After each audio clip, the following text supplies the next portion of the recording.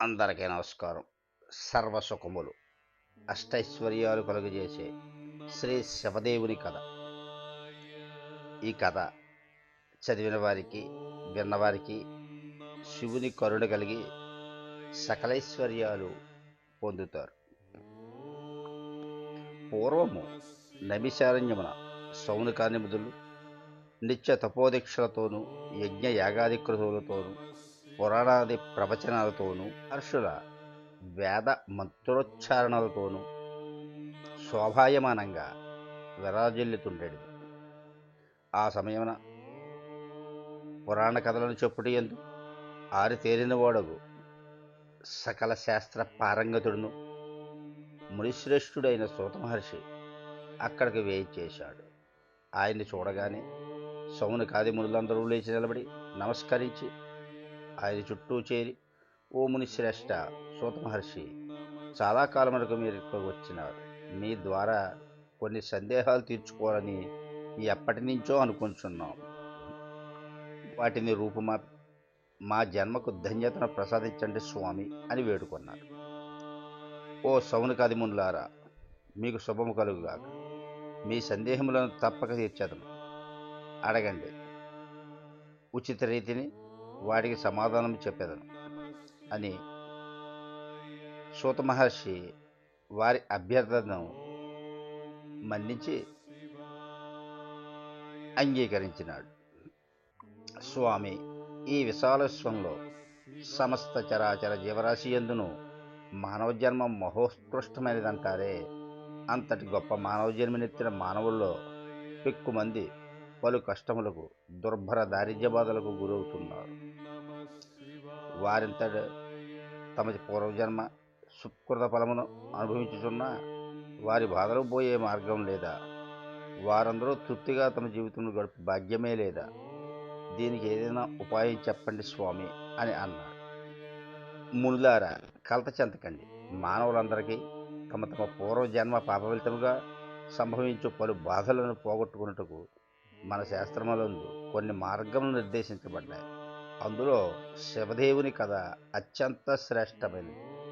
సోమవారం శివునికి అత్యంత ప్రీతికరమైనది. ఏకాదశి కలిసిన సోమవారం మిక్కిలి ప్రాశస్తమైనది. సకల జనులకు సకలైశ్వర్యాలను ప్రసాదించి సుఖవంతులను చేయు దివ్యమైన వ్రతం ఇది. అదే శివదేవుని వ్రత విధానమును, వ్రత కథను శ్రద్ధగా చెబుతాను వినండి అంటూ చెప్పాడు. పూర్వకాలంలో ఆంధ్రదేశాన గౌతమీ తీరంలో ఒక గ్రామంలో ఒక నిరుపేద బ్రాహ్మణుడు నివసిస్తుండేవాడు. అతని పేరు శివయ్య. అతని భార్య పేరు రాజేశ్వరి. వాళ్ళు కడు నిరుపేదలు. చాలా కాలానికి ఆ దంపతులకు ఒక కొడుకు, కూతురు జన్మించారు. ఆ దంపతులు వారిని అల్లారు ముద్దుగా పెంచుకుంటున్నారు. దారిద్ర్యం వల్ల ఆ బిడ్డల్ని సరిగా సాకలేకపోతున్నామేమో అని ఆ దంపతులు నిరంతరం బాధపడుతుండేవారు. రాను రాను ఆ బిడ్డలు పెరిగి పెద్దవారు అవుతున్నారు. వారి అలనా పాలన, ముద్దు మురుపాలు తీర్చు స్తోమత లేక చాలా పరిస్థితి దుర్భరమైపోసాగింది. ఒకనాడు ఆ దంపతులు తమ దుస్థితిని గురించి బాధపడుతుండగా శివయ్య భార్యతో, ఈ దారిద్ర్యం అవస్థ భరించలేకున్నాను. నేను తిరుపతికి వెళ్ళి స్వామి దర్శనం చేసుకుని అక్కడ ఏదైనా పని చేసుకుని శ్రమపడి డబ్బు సంపాదించుకుని వస్తానన్నాడు. అందుకు భార్య రాజేశ్వరి కూడా అంగీకరించింది. బిడ్డలను జాగ్రత్తగా చూసుకుంటామని భార్యకు చెప్పి శివయ్య తిరుపతికి కాలినడకన బయలుదేరాడు. వెళ్ళగా వారికి మార్గమధ్యమందు ఒక ముదుసలి బ్రాహ్మణుడు తారసపడ్డాడు. ఎక్కడికి వెళుతున్నావని శివయ్యను ప్రశ్నించాడు. శివయ్య తన దీనస్థితిని వివరించి డప్పు సంపాదనకు తిరుపతి వెళుతున్నానని చెప్తాడు. అతని మాటలు విన్న వృద్ధుడు, ఓయి వెర్రివాడ, నీవు తిరుపతికి వెళ్ళినంత మాత్రాన, స్వామి దర్శనం చేసుకున్నంత మాత్రాన డబ్బు సంపాదించుకోగలవా? నీ దారిద్ర్యం పోయి నీకు సకలైశ్వర్యాలు కలిగి నువ్వు నీ భార్యా బిడ్డలు సుఖపడేలా చేయగల వ్రతం ఒకటి ఉంది. అది చెబుతాను, శ్రద్ధగా విను. భక్తితో ఆ వ్రతం ఆచరించి తరించు అన్నాడు. అయ్యా, మీరు నా భార్య దేవుడిలా తారసపడ్డారు. ఆ వ్రతం ఏమిటో సెలవీయండి. వ్రత విధానం చెప్పి నన్ను కృతార్థుని చెయ్యండి అన్నాడు. వాళ్ళిద్దరూ ఒక చెట్టు నీడకు చేరి కూర్చున్నారు. శివయ్యతో ఆ వృద్ధుడు విధంగా చెప్పసాగాడు. పూర్వం వంగదేశాన్ని సూరసేనుడనే మహారాజు పరిపాలిస్తుండేవాడు. అతనికి సుగుణవతి, సౌందర్యవతి అగు కుమార్తె ఉండేది. ఆమె పేరు సీమంతిని. ఆమెకు పసితనం నుండి శివదేవుడంటే అపారమైన ప్రీతి. భక్తితో నిరంతరం పూజలు పురస్కారాలు చేస్తుండేది. యాజ్ఞవల్క్యము ముని సతి మైత్రేయి ఈ సంగతి తెలుసుకుని కుమారి వద్దకు వెళ్ళి సోమవార వ్రత మహత్యాన్ని, ఆ వ్రత విధానాన్ని తెలియజెప్పింది. ఆనాటి నుండి రాకుమారి సీమంతిని సోమవార వ్రతాన్ని భక్తి శ్రద్ధలతో చేస్తుండేది. సదాశివుని దివ్యకథలు వింటూ ఆయన ఎందే భక్తి ప్రపత్తులు పెంచుకుంటూ విద్యాబుద్ధుల యందు ఆరితేరుతూ యుక్త వయస్కురాలైంది. వంగదేశానికి చెరువులో గల అంగదేశాన్ని ఇంద్రసేనుడని రాజు పరిపాలిస్తున్నాడు. ఆ రాజునకు చంద్రాంగదుడనే కుమారుడున్నాడు. అతడు గుణ మణిభూషుడు, సౌందర్య సంపన్నుడు. యుక్త వయస్సు వచ్చిన ఆ సుగుణ రాకుమారునికి వివాహం చేయ నిమిత్తం విప్రులకు వాని చిత్రపటాన్నిచ్చి తగిన రాకుమార్తెను అన్వేషించమని అన్ని రాజ్యాలకు పంపించాడు. వారు దేశాలు తిరిగి వంగదేశం చేరారు. రాజదర్శనం చేసుకుని తామొచ్చిన పనిని నివేదించి తమ రాకుమారి చిత్రపటాన్ని రాజుకు అందజేశారు. రాజు ఆ పటాన్ని అంతఃపురంలో రాజకుమార్తెకు చూపించుడికై పంపించాడు. ఆ పటాన్ని చూసిన రాజకుమారి సీమంతిని తన అంగీకారాన్ని తెలిపింది. ఇరు వర్గాల వారు ఎంతో ఆనందించారు. ఒకానొక శుభదినాన వారికి వివాహం చేశారు. ఆ దంపతులు అన్యోన్యంతో జీవితం గడుపుతున్నారు. ఆ దంపతుల జీవితంలో విధి వక్రించింది. ఒకనాడు చంద్రాంగదుడు తన మిత్రులతో కలిసి నౌకా విహారానికి బయలుదేరాడు. కొంత దూరం పోయేసరికి ప్రకృతి తన ప్రళయ స్వరూపాన్ని చూపించింది. తీవ్రమైన పెను తుఫాన్ గాలులతోనూ సుడిగుండాలతోనూ సముద్ర కెరటాలు ఉవ్వెత్తున లేస్తూ సముద్ర జలాన్ని అల్లకల్లోలం చేశాయి. ఆ సముద్ర పెను తుఫాన్లో చంద్రాంగదుడి నౌక చిక్కుకుపోయి అతలాకుతమై మునిగిపోయింది. ఆ నౌకల్లోని వారందరూ కూడా నీటిలో మునిగిపోయారు. ఆర్తనాదాలు చేస్తూ అశువులు బాశారు. చంద్రాంగదుడు మాత్రం తనకు దొరికిన చిన్న కొయ్య ముక్కను పట్టుకుని ప్రాణరక్షణకై పలు ప్రయత్నాలు చేయసాగాడు. ఇంతలో అతనికి కొంత దూరమున మనిషి తలతోనూ పాము శరీరంతోనూ ఉన్న నాగకన్య కనిపించింది. ఆమె ముఖం అద్భుత సౌందర్యంతో విలసిల్లుతూ వర్ణింపజాలని ఆనందంతో విరిగిపోతున్నది. చంద్రాంగదుడు ఆమె ముఖం అత్యంత ఆకర్షణీయంగాను, శరీరం మాత్రం మిక్కిలి భయంకరంగాను తోచింది. ఏమి చేయడానికి తోచక అట్లే చూస్తుండిపోయాడు. ఆ నాగకన్య చంద్రాంగదుని తన తోకతో చుట్టుపట్టుకుని తన నాగలోకానికి తీసుకుని వెళ్ళింది. ప్రభు అయిన తక్షకుని ముందు నిలబెట్టింది. అంతటా తక్షకుడు, నాగకుమారి, ఎవరీ రాకుమారుడు? ఎందుకు నా ముందు నిలబెట్టావు? నీవేమైనా ఇతన్ని ప్రేమించిదివా అని ప్రశ్నించి తన దిశలో చంద్రాంగదుని వృత్తాంతమును పూర్తిగా తెలుసుకున్నాడు. అంతటా నాగకన్యతో, ఓ నాగసుందరి, ఇతడు సామాన్యుడు కాడు. మహాపతివ్రత సీమంతిని యొక్క భర్త. మహాపతివ్రత యొక్క పాతివ్రత్య మహిమ వలన నీతడికనో చావక మిగిలి ఉన్నాడు. ఆమె నుండి మనకు ముప్పు రాకముందే నీవితన్ని సజీవంగా తీసుకెళ్లి భూలోకంలో విడిచిపెట్టురమ్ము. ఆమె సోమవార వ్రత నిరతురాలు, శివభక్తు అయినందువలన మనకు చిక్కియూ ప్రాణాలతో ఉన్నాడు. కాన ఇతన్ని భూలోకంలో విడిచిపెట్టురా అని నాగకన్యను ఆజ్ఞాపించాడు.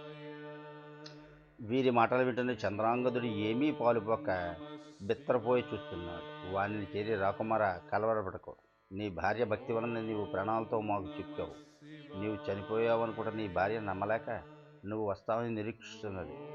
నేను నీ రాజ్యానికి చెరువులో భూమిపై విడిచిపెడతాను. వెంటనే బయలుదేరు అని అతనికి అమూల్యమైన కానుకలిచ్చి సాగనంపాడు తక్షకుడు. సీమంతని తన భర్త వెడిన నౌక మునిగిపోయిందని, అందరూ చనిపోయారని విన్నా తన భర్త బతికే ఉన్నాడనే నమ్మకంతో అతడు క్షేమంగా తిరిగి రాగలడు శివదేవుని ప్రార్థిస్తూ ఎదురు చూస్తున్నాడు. ఎంతకు భర్త జాడ తెలియక, హే జనని పార్వతీదేవి, మిమ్మల్ని నిరంతరం పూజించేందుకు ఇదేనా మీ కరుణ? నా భర్త ఎక్కడ ఉన్నా, ఎలా ఉన్నా సత్వరం ఇక్కడికి చేర్చి నన్ను, నా మాంగళ్యాన్ని కాపాడవలసింది అంటూ అహోరాత్రులు అన్నాహారాలు ముట్టకుండా శివదేవుని ఆరాధన చేస్తుంది. ఒకనాటి రాత్రి పార్వదేవి ఆమెకి కలలో సాక్షాత్కరించి, సేమంతిని, కలవరపడకు, నీ భర్త సజీవుడై ఉన్నాడు, అతి త్వరలో నీ చెంతకు రానున్నాడు అని చెప్పి అంతర్ధానమైంది. కలలో అందున ప్రాతకాలపు స్వప్నంలో దేవి సాక్షాత్కరించి పలికిన పలుకులు వృధా కావని ధైర్యం తెచ్చుకుని భర్త కొరకు ఎదురు చూస్తోంది. ఆమన్నాడు ఆమె సోమవార వ్రతమాచరించి ప్రసాదాన్ని కళ్ళకద్దుకుని సమయానికి చంద్రాంగదుడు మణిమత్తరయాలతో ఆమె కన్నుల ముందు సాక్షాత్కరించాడు. దేవి, నీ వ్రతమహత్యం వలనే బతికి బయటపడ్డాను. నాగకన్యలను రక్షించి తమ రాజు వద్దకు కొనిపోగా ఆ మహనీయుడిని ఉదాంత చరిత్ర అంతయు తన దివ్య దృష్టితో చూసిన వాడే వారిని హెచ్చరించి అపూర్వమైన కానుకలతో నన్ను భూమికి సాగనంపాడు అని చెప్పాడు. ఓ విప్రోత్తమ, వింటివి కదా శివదేవుని వ్రతమహిమ. నీవు నీ గ్రామానికి వెళ్ళి నీ భార్య సోమవార వ్రతం శివదేవుని ఆరాధన చేసి మీ ఇతి బాధలు తప్పించుకుని సుఖశాంతులతో శ్రీ సంపదలతో వర్ధిల్లమన్నాడు. అయ్యా, ఆ వ్రతదానం ఏమిటో చెప్పి నన్ను కృతార్థుని చెయ్యండి అని అడిగాడు. శివ ఉదయమే లేచి స్నానం చేసి గృహాన్ని ముగ్గులతో తీర్చిదిద్ది ఈశాన్య భాగాన పీఠంపై శివదేవుని పటాన్ని ఉంచి దీపాన్ని వెలిగించి అష్టోత్తర శతనామాలతో మారేడు దళాలతో శివుణ్ణి ఆరాధించి కొబ్బరికాయ కొట్టి దూప దీప నైవేద్యాదులతో సమర్పించి కొబ్బరి ముక్కలలో పంచదార కానీ బెల్లం కానీ వేసి స్వామికి నివేదించి కథ చెప్పుకుని ఆ ప్రసాదాన్ని అందరకు పంచిపెట్టి మీరు కళ్ళకద్దుకుని తీసుకోవాలి. ఇలా 3 సోమవారాలు భక్తి శ్రద్ధలతో శివదేవుణ్ణి ఆరాధించాలి. వ్రతలోపమున్నను భక్తి లోపముండరాదు అని చెప్పి ఆ వృద్ధ విప్రుడు అంతర్ధానమయ్యాడు. తను ఉద్ధరించడానికే భగవంతుడు వృద్ధ బ్రాహ్మణ రూపంలో వచ్చి వ్రతాన్ని సూచించాడని శివయ్య సంబరపడుతూ ఇంటికి చేరుకున్నాడు. భార్యతో జరిగిన సంగతి యావత్తూ తెలియజెప్పాడు. అంతటా ఆ దంపతులు భక్తి శ్రద్ధలతో 3 సోమవారాలు వ్రతాన్ని నిష్టగా చేశారు. ఇరుగు పొరుగు వారికి ప్రసాదం పంచిపెట్టారు. సిరి సంపదలు కలిగి వీధి బాధలు తొలగి శివయ్య దంపతులు సుఖంగా జీవించారు. కాలక్రమేణా ఏటేటా చేసుకునే ఆ శివదేవుని వ్రతం పట్ల వారికి అశ్రద్ధ కలిగింది. శివదేవుని కరుణ తొలగింది. శివయ్య పూర్వపు స్థితికి వచ్చి ఆయువారం చేసుకుంటూ జీవనం కొనసాగించసాగారు. అలా యథాప్రకారం ఆయువారం చేసుకుంటున్న శివయ్య ఒకనాడొక ఇంటి ముందు ఆగి భవతీ భిక్షాం దేహి అన్నాడు. ఆ మాటలు, అయ్యా, ఈరోజు మేము శివదేవుని వ్రతం చేసుకుంటున్నాం, పూజపీటల మీద ఉన్నాం, లేచి రావడం కుదరదు, ఈ పూటకు వెళ్ళి రండి, రేపు రండి అని చెప్పారు. ఆ పలుకులు విన్న శివయ్య తాను శివారాధన మరిచి అపచారం చేశానని గుర్తు చేసుకున్నాడు. తిన్నగా నదికి వెళ్ళి స్నానం చేసి ఇంటికి వచ్చి పూజాపీటలపై కూర్చుని శివదేవుని పూజ చేశాడు. అపచారం మన్నించమని వేడుకున్నాడు. పూజానంతరం కథ చెప్పుకుంటూ కథ వినడానికి రావలసిందని భార్యను పిలిచాడు. అలసి ఉన్నాను, బద్ధకంగా ఉంది, వేళాపేళా లేని ఈ పూజలేమిటి అని మొండిగా మాట్లాడి ఆ మాటలకు శివదేవుడికి ఆగ్రహం వచ్చింది. అందువల్ల ఆమెకు చూపు మందగించింది. ఇది గమనించిన శివయ్య భార్యను మందలించి, చూశావా, శివదేవుని పట్ల మన నిర్లక్ష్యం చూపడం వల్ల మనకి ఎటువంటి దుస్థితి ప్రాప్తించిందో. ఆయన పట్ల అపచారం చేశాం, అలక్ష్యం చేశాం. లేచి ఈరోజైనా పూజ కథాశ్రవణం విను, కాదనకు అని హెచ్చరించాడు. ఆమెకు కూడా జ్ఞానోదయమైంది. ఆనాటి నుండి క్రమం తప్పకుండా శివదేవుని వ్రతం చేసుకుని కథ చెప్పుకుంటూ ఉండేవారు. ఇరుగు పొరుగు వారు కూడా వ్రతమహత్యాన్ని తెలుసుకుని భక్తితో శివదేవుని ఆరాధిస్తుండేవారు. శివదేవుని వ్రతాచరణ వల్ల అందరూ సుఖతులై తరించసాగారు. కావున ఈ వ్రత కథ చదివిన వారికి, విన్నవారికి శివుని కరుణ వల్ల కలిగి సకలైశ్వర్యాలు పొంది తరిస్తారని సూత మహర్షి సౌనకాది మునులకు బోధించాడు. కావున మనమందరం కూడా ఏ కార్యక్రమం చేసినప్పటికీ ఆ కార్యక్రమంతో శ్రద్ధాభక్తులు కలిగి ఉండాలి. ఐశ్వర్యం కలిగినతనే అహంకార పూర్తులు అవ్వరాదు. గతంలో చేసిన పడిన కష్టాలను మర్చిపోరాదు. శివదేవుని ఆరాధన